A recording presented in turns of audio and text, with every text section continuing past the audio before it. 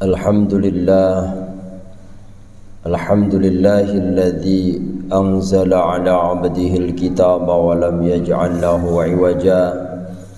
Asyhadu an la ilaha illallah wahdahu la syarikalah wa asyhadu anna sayyidana wa nabiyyana Muhammadan abduhu wa rasuluh.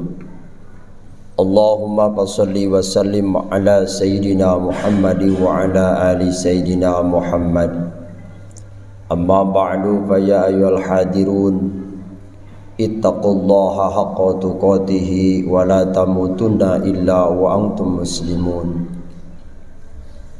Wa qala Allah ta'ala fil Qur'anil Karim wa huwa asdaqul qailin. A'udzu billahi minasy syaithanir rajim. Bismillahirrahmanirrahim. Walau anna ahlal qura amanu wattaqau la fatahna alaihim barakatin minas sama'i wal ardh. Al-ayah. Ma'asyiral muslimin, sidang Jumat yang berbahagia. Pertama-tama mari kita panjatkan puji dan syukur kehadirat Allah Subhanahu wa taala, yang mana atas limpahan rahmat dan karunia-Nya alhamdulillah kita semua masih diberikan kesempatan, diberikan kesehatan. Sampai pada kesempatan ini alhamdulillah kita semua bisa melaksanakan ibadah, dan mudah-mudahan seluruh ibadah kita yang wajib ataupun yang sunnah mudah-mudahan menjadi catatan amal soleh, amin. Salawat dan salam semoga terlimpah curah kepada baginda alam habibana wa nabiyana Muhammad sallallahu alaihi wasallam. Tak lupa pada keluarganya, sahabatnya, sampailah kepada kita umatnya. Mudah-mudahan kita termasuk umat yang mendapat syafaat nanti di yaumul jaza wal hisab, amin ya rabbal alamin. Ma'asyiral muslimin, sidang Jumat yang berbahagia. Tidak ada bekal untuk kita kembali kepada Allah kecuali takwa. Maka salah satu tujuan hidup kita di dunia ini agar kita mendapat derajat yang paling mulia di sisi Allah, yaitu manusia yang bertakwa kepada Allah. Maka ketika penduduk bumi ini bertakwa kepada Allah, maka bumi akan membawa keberkahan, air akan membawa keberkahan, api akan membawa keberkahan. Ini janji Allah Subhanahu wa taala. Ketika penduduk bumi ini beriman kepada Allah, maka hujan datang membawa keberkahan, maka tanah yang tandus akan tumbuh dari tanah itu rumput-rumput dan makanan-makanan yang kita makan. Ini janji Allah Subhanahu wa taala. Tapi sebaliknya ketika penduduk bumi ini sudah lagi tidak takwa kepada Allah, tidak takut kepada Allah, tidak taat kepada Allah, malah sebaliknya melakukan dosa dan maksiat, melakukan kemungkaran, melakukan kejahatan, melakukan kezaliman, maka bukan keberkahan yang kita dapat, tapi murka Allah yang kita dapat. Ma'asyiral muslimin, sidang Jumat yang berbahagia. Dalam sebuah hadis yang diriwayatkan oleh Ibnu Umar radhiyallahu an, qala Rasulullah sallallahu alaihi wasallam. Sabda Rasulullah sallallahu alaihi wasallam, "Ya ma'syaral muhajirin wal ansar, idza tulibtum bihinna wa a'udzu billahi an turikuhunna." Wahai sahabatku, kata Rasulullah sallallahu alaihi wasallam, manakala di bumi sudah terjadi 5 hal, maka kamu harus berlindung kepada Allah dari 5 hal tersebut. Karena ketika 5 hal ini terjadi di bumi, maka akan dampak 5 hal yang akan datang ke bumi. Apa yang pertama kata Rasulullah sallallahu alaihi wasallam? Lam tadhar al-fahisatu fi qaumin qad hatta yu'linu illa fasafihim ta'un wal auza. Manakala kemungkaran sudah nampak di mata kita, perzinahan di mana-mana, perkosaan di mana-mana, khamr di mana-mana, judi di mana-mana, maka seakan-akan orang melihat orang yang zina itu sudah tidak lagi dosa. Orang melakukan minum khamr sudah tidak lagi dosa. Malah itu dijadikan kesenangan dan kebahagiaan. Malah anak-anak kita yang perempuan dibiarkan begitu saja, main dengan laki-laki yang bukan mahramnya, dibiarkan begitu saja. Padahal ini adalah salah satu tanda akan datangnya murka Allah Subhanahu wa taala. Maka bagaimana sabda Rasulullah sallallahu alaihi wasallam, manakala kemungkaran sudah nampak di mata kita, di kampung, di kota, orang sudah tidak lagi malu melakukan zina, orang sudah tidak lagi malu melakukan khamr, minum arak, judi dan yang lainnya, maka apa yang akan terjadi? Illa fasafihim taun, kecuali Allah akan mengirimkan penyakit yang penyakit itu belum dikenal sebelumnya dan penyakit itu tidak ada obatnya. Ini 14 abad yang lalu Rasulullah sallallahu alaihi wasallam mengingatkan kita. Baru kemarin kita lepas dari penyakit Covid-19 yang hampir 2 tahun kita tidak bisa kemana-mana karena penyakit tersebut. Ini bahan tafakur kita kepada Allah Subhanahu wa taala. Alhamdulillah, sekarang kita sudah bebas dari Covid tersebut. Tapi ingat, tidak menutup kemungkinan besok atau lusa Allah mengirimkan penyakit yang lain yang belum dikenal oleh kita, manakala kemungkaran, kemaksiatan sudah lagi nampak. Oleh karena itu, ibda binafsik, mari kita menjaga anak dan keluarga kita dari perbuatan maksiat, perbuatan dosa. Didik anak-anak kita dengan agama, tanami keyakinannya dengan iman, isi kepalanya dengan ilmu, luruskan keyakinannya, perbaiki akhlaknya agar menjadi manusia-manusia yang mendapat ridhonya Allah Subhanahu wa taala, akan menjadi manusia-manusia yang taat kepada Allah Subhanahu wa taala, agar menjadi manusia-manusia yang tahu batasan-batasan Allah Subhanahu wa taala. Oleh karena itu, mari kita untuk bersyukur kepada Allah atas kesempatan ini, diberikan kesehatan, diberikan keselamatan, sehingga kita dibebaskan Allah dari penyakit Covid. Ma'asyiral muslimin, sidang Jumat yang berbahagia. Yang selanjutnya, yang kedua, kata Rasulullah sallallahu alaihi wasallam, "Walam yanqudul mikyala wal mijan alladhi ukhidu bisinin wasidatil mu'un." Ketika penduduk bumi sudah tidak lagi ada kejujuran. Artinya apa? Sudah tidak ada lagi kejujuran. Orang berjualan sudah tidak lagi jujur, orang pekerja sudah tidak lagi jujur. Banyak dia mengurangi aturan-aturan bekerja, yang seharusnya masuk jam 8 dia masuk jam 10. Bukan itu mengurangi waktu. Orang yang jualan juga mengukar timbangan. Belum lagi orang yang sudah mengurangi perintah Allah Subhanahu wa taala. Allah sudah menetapkan yang wajib dan yang sunnah, tapi sekarang malah dikurangi. Ini juga termasuk mengurangi. Apa yang akan terjadi? Maka Allah akan memberikan kesulitan dalam hidup, susah mencari pekerjaan. Orang yang bertani tidak lagi mendapat keuntungan, orang yang bekerja tidak lagi mendapat keuntungan. Yang ada dia hanya kesedihan, ikhtiarnya, usahanya tidak ada keberkahan. Kenapa? Karena sudah banyak orang yang mengurangi timbangan-timbangan Allah Subhanahu wa taala, yang sudah melebihi batasan-batasan Allah Subhanahu wa taala. Maka di sini kita harus berlaku jujur dalam berusaha, jujur dalam bekerja, sebagaimana Rasulullah sallallahu alaihi wasallam memberikan contoh kepada kita. Jaga dari makanan-makanan yang haram, karena makanan-makanan yang haram itulah yang akan menjadikan datangnya murka Allah Subhanahu wa taala. Ma'asyiral muslimin, sidang Jumat yang berbahagia. Yang ketiga, kata Rasulullah sallallahu alaihi wasallam, "Walam yamna'u zakata amwalihim illa muni'ul qatra bis sama, laula lal bahaim lam yabturu." Yang ketiga, kata Rasulullah sallallahu alaihi wasallam, manakala orang yang kaya dia sudah mampu untuk mengeluarkan zakat, dia diberikan Allah harta yang berlimpah, tapi dia hartanya hanya dijadikan untuk kesenangan, untuk memperkaya diri, tidak peduli kepada orang yang miskin, orang yang punya jabatan tidak peduli lagi kepada rakyat, orang yang pintar sudah tidak lagi peduli kepada orang yang bodoh. Ini adalah bentuk akan datangnya murka Allah Subhanahu wa taala. Apa yang akan terjadi? Allah tidak akan menurunkan hujan dari langit. Mungkin hari ini kita masih bisa mendapatkan hujan dari langit, tapi ketika datang hujan, bukan hujan yang membawa keberkahan, tapi hujan yang membawa adab Allah Subhanahu wa taala. Karena Allah Subhanahu wa ta'ala yang maha kuat dan maha gagah, manusia yang makhluk yang lemah, maka tidak ada lagi kekuatan. Ketika Allah menurunkan hujan, hujan ini bukan membawa keberkahan, tapi akan merusak penduduk bumi dengan datangnya banjir.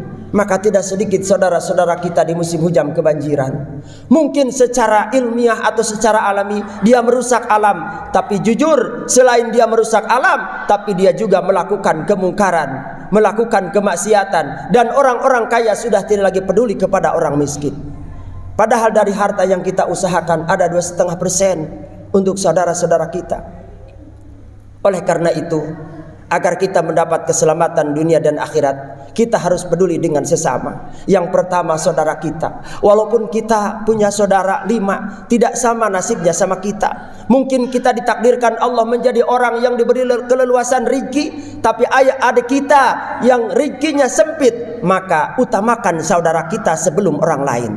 Ini yang dijanjikan Allah. Wal aqrabin, tolong orang yang dekat denganmu. Pertama, dekat dengan saudara. Yang kedua, dekat dengan seagama. Yang ketiga, dekat dengan satu kampung. Yang keempat, dekat dengan satu negara. Artinya apa? Kita harus hidup bisa saling menolong dan saling membantu, yang sering disebut hayatul ijtimaiyah. Manusia adalah makhluk sosial. Tentunya tidak bisa hidup sendiri. Orang kaya tidak akan jadi kaya kalau tidak ada orang miskin. Orang pintar tidak menjadi pintar kalau tidak ada orang bodoh. Pejabat tidak akan menjadi pejabat kalau tidak ada rakyat. Artinya dua-duanya harus saling menolong, saling membantu, saling mengangkat. Maka insya Allah keberkahan akan kita dapat. Ma'asyiral muslimin, sidang Jumat yang berbahagia. Yang selanjutnya kata Rasulullah sallallahu alaihi wasallam, "Walam yamqudu ahdallahi war rasul illa salatallahu aduwwuhum min ghairihim." Ketika manusia sudah memutuskan janji kepada Allah dan Rasulnya, kita sudah berjanji kepada Allah, ikrar lisan kita dengan mengucapkan 2 kalimat syahadat. Setiap kali sholat kita membaca syahadat di hadapan Allah Subhanahu wa ta'ala. Ini adalah bentuk ikrar kita, dan kita sudah menyerahkan diri kita kepada Allah. Setiap kali kita sholat membaca salimun nafsi, menyerahkan diri kita kepada Allah. Yang sering setiap sholat kita baca, inna sholati wa nusuqi wa mahyaya wa mamati lillahi rabbil alamin. Maka semuanya diserahkan kepada Allah. Maka ketika manusia sudah lagi ingkar kepada Allah, sudah lagi ingkar karena atas perintah-perintah Allah Subhanahu wa ta'ala, dan memutuskan janji kepada Allah dan Rasulnya, padahal kita sudah berjanji kepada Allah akan setia kepada Allah, setia kepada Rasul, taat kepada Allah, taat kepada Rasul, dengan melaksanakan seluruh perintah-perintahnya dan menjauhi seluruh larangan-larangannya. Tapi sebaliknya, dia malah ingkar janji. Dia janji mau taat, pada dasarnya dia malah melakukan maksiat. Dia mau beribadah, tapi pada faktanya dia malah menentang ibadah. Apa yang akan terjadi? Allah Subhanahu wa ta'ala akan mengirim aduwwuhum, musuh-musuh dari negara lain. Ini akan terjadi ketika kita sudah tidak lagi taat kepada Allah dan Rasulnya, maka Allah akan mengirim musuh dari negara lain dengan beda bahasanya, beda kebiasaannya dari luar sana, yang akan menjajah negara kita sendiri. Kalau kita berpikir ke belakang, berapa puluh tahun Indonesia dijajah oleh orang luar. Apakah hari ini kita mau dijajah lagi?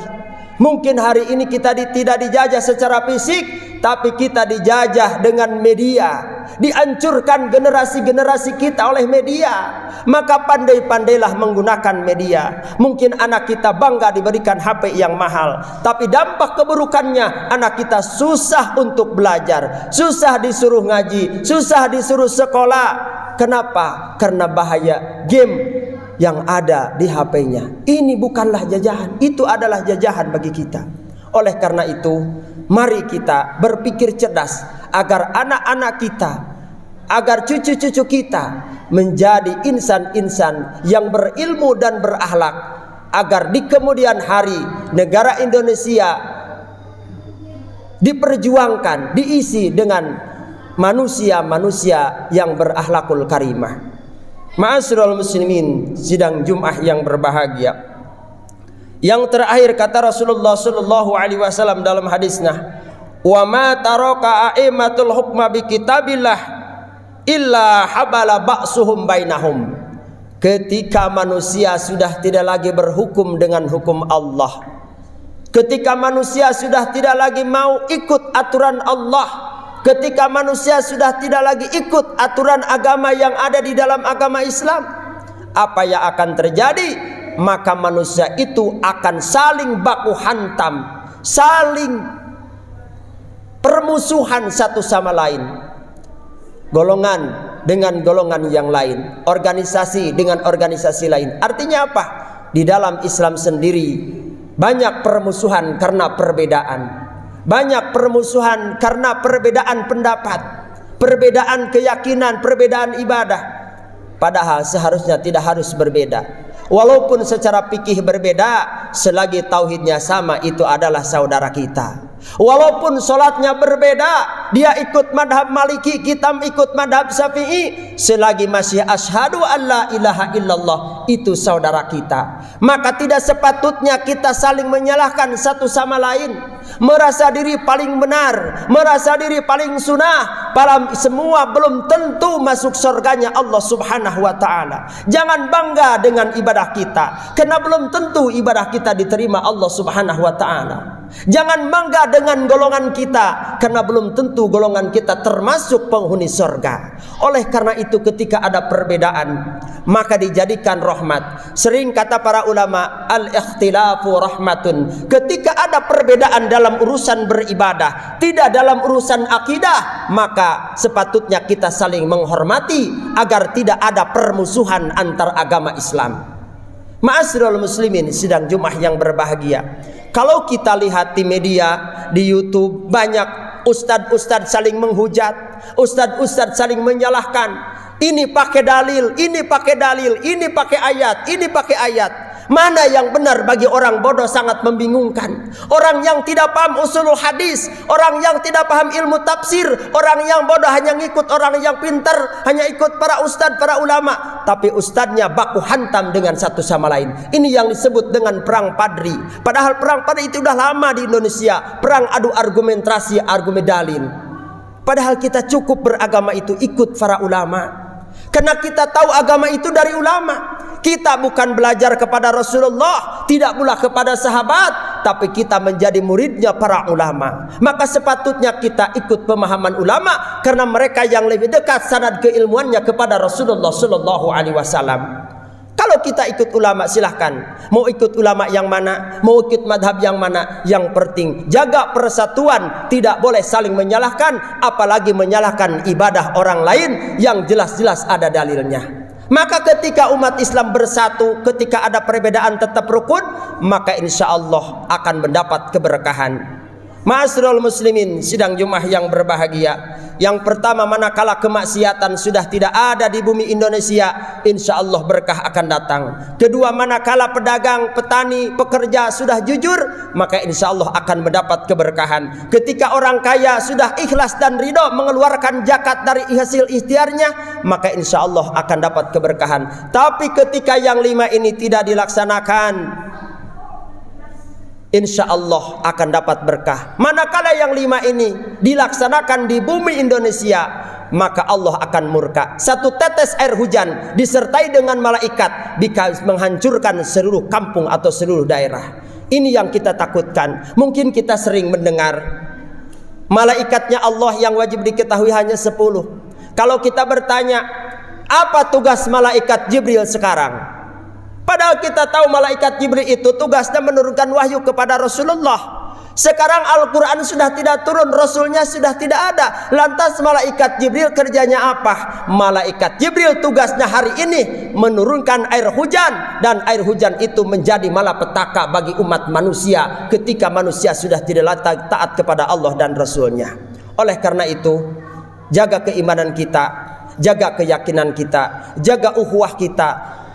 pererat tali persaudaraan agar kita mendapat keberkahan selamat dunia dan akhirat. Amin ya rabbal alamin. Barakallahu li wa lakum bil ayati wa dzikril hakim wa taqabbala minni wa minkum tilawatahu innahu was-sami'ul alim wa tub alaina innaka huwat tawwabur rahim.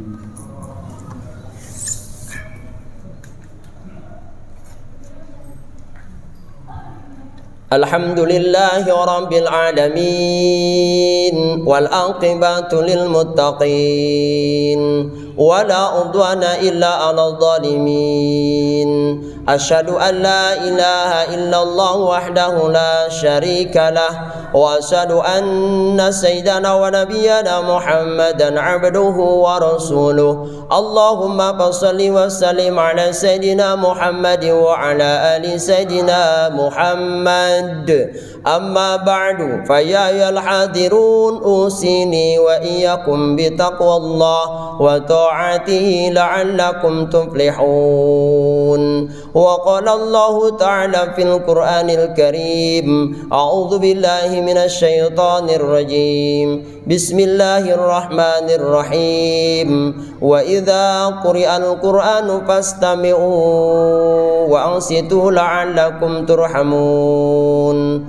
Wa qala aidan inna Allah wa malaikatahu yusalluna 'alan nabi ya ayyuhalladzina amanu sallu 'alaihi wa sallimu taslima. Allahumma salli wa sallim wa barik amin. Allahumma ighfir lil mu'minina wal mu'minat wal muslimina wal muslimat al ahya'i minhum wal amwat innaka sami'un qaribun mujibu da'wat ya qadiyal hajat.